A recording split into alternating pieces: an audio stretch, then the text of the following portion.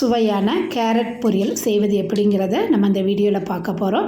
அதுக்கு ஒரு பாத்திரத்தில் 2 ஸ்பூன் எண்ணெய், 1 ஸ்பூன் கடுகு, 1 ஸ்பூன் உளுந்தம்பருப்பு, அரை ஸ்பூன் ஜீரகம் எல்லாத்தையும் போட்டு நல்லா வதக்கி விட்டுக்கிடலாம். எல்லாம் நல்லா பொரிஞ்சு வந்ததுக்கப்புறமா நம்ம பொடிசாக கட் பண்ணியிருக்க 2 வெங்காயம், ஒரு பச்சை மிளகா நான் 2ஆக கீறி வச்சுருக்கேன், அதையும் போட்டு நல்லா வதக்கி விட்டுக்கிடலாம். இப்போ நம்ம பொடிசாக கட் பண்ண கேரட்டையும் இது கூட போட்டுக்கிடலாம்.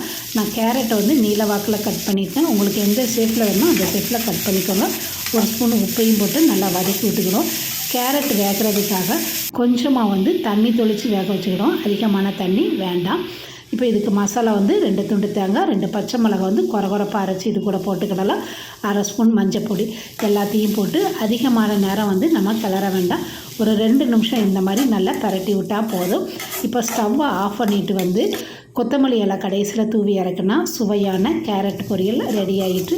இது எல்லா சாதத்துக்கூடையும் வச்சு சாப்பிட்றதுக்கு அருமையாக இருக்கும். கண்டிப்பாக நீங்களும் இந்த மாதிரி ட்ரை பண்ணி பாருங்கள். இந்த வீடியோ பிடிச்சிருந்தால் லைக் பண்ணுங்கள், ஷேர் பண்ணுங்கள்.